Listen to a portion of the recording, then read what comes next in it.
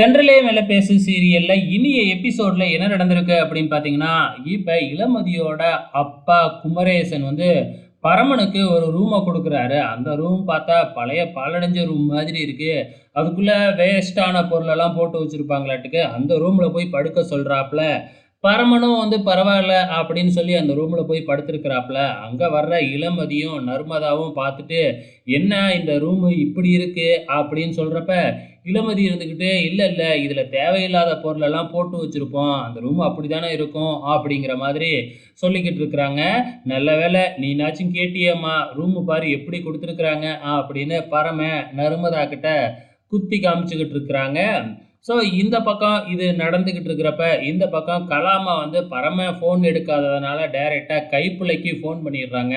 ஆனா கைப்புள்ள இருந்துகிட்டு அவன் எங்கேயாச்சும் கலெக்ஷன்ல இருப்பாமா, அப்படி இப்படின்னு ஏதேதோ ஒரு பொய்ய சொல்லி அந்த சமயத்துல சமாளிச்சர்றாங்க. இந்த பக்கம் குமரேசன் அவங்க பொண்ணு இளமதி கிட்ட, "நான் பணம் சம்பாதிக்கல அப்படிங்கிறதுனால தானே நான் சொல்றத யாருமே மதிக்க மாட்டேங்கிறீங்க." அப்படின்னு சொல்லி ஏதேதோ சொல்லிக்கிட்டு இருக்கிறாங்க. இப்பொழுதைக்கு நமக்கு பரமன் தான் பாதுகாப்பு அப்படின்னு சொல்லிக்கிட்டு இருக்கிறாங்க. போலீஸ்ல கம்ப்ளைண்ட் குடுக்கலாம் அப்படின்னு இளமதி சொல்றாங்க.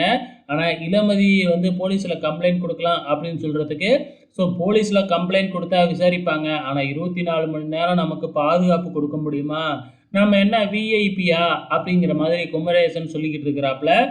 பரமன் தான் இப்பொழுதைக்கு நமக்கு இருக்கிற ஒரே ஒரு ஆப்ஷன். பரமன் இங்க இருக்கிறது தான் நமக்கு பாதுகாப்பு. அப்படின்னு நம்ம குமரேசன் பயங்கரமா சென்டிமெண்டா பேசவும், இளமதிக்கும் அதுக்கு மேல எதுவும் பேச முடியல. இவ்வளோ நடந்துகிட்டு இருக்கிறப்ப, இந்த ரிஷி வாண்டடாவே வராப்ல. வாண்டடாவே வந்து பார்த்தீங்கன்னா, "வீட்ல இவ்வளோ பிரச்சனை நடக்குது. ஏன் என்கிட்ட சொல்லவே இல்ல? கம்ப்ளைண்ட் குடுங்க." அப்படின்னு வாண்டடா வந்து கேட்குறாப்ல. ஆனா, நம்ம இளமதியோட அப்பா குமரேசன் அப்படிலாம் ஒண்ணும் இல்ல. இப்பொழுதைக்கு எங்களுக்கு பரமன் தான் பாதுகாப்பு. அப்படி இப்படின்னு சொல்லிக்கிட்டு இருக்கிறாங்க. ஆனா, இந்த எஸ்ஐ இருந்துகிட்டு விடுறதா இல்ல. "நீங்க வேணா ஒரு வார்த்தை கம்ப்ளைண்ட் பண்ணுங்க. 24 மணி நேரம் உங்களுக்கு நான் செக்யூரிட்டி அனுப்புறேன். வேணா நானே வந்து பார்த்துக்கிறேன்." அப்படி இப்படின்னு ஏதேதோ சொல்லி பார்த்துக்கிட்டு இருக்கிறாப்புல. அங்க நம்ம பரமன் வந்துடுறாப்புல. அதுக்கப்புறம் என்ன நடக்கும்? நம்ம பரமன் நம்ம எஸ்ஐ ரிஷிய வச்சு செய்ன்னு செஞ்சு விட்டுர்றாப்புல. கடைசியா இளமதியே வந்து பார்த்தீங்கன்னா, "எங்களுக்கு பரமனால எந்த தொந்தரவும் இல்ல. பரமன் எங்களுக்கு பாதுகாப்பா தான் இங்க இருக்கிறாப்புல." அப்படின்னு சொல்லி நம்ம ரிஷியையே மொக்க பண்ணி விட்டுர்றாங்க. இதுக்கப்புறம் என்ன? நம்ம ரிஷி ஏமாந்து போயிடுறாங்க.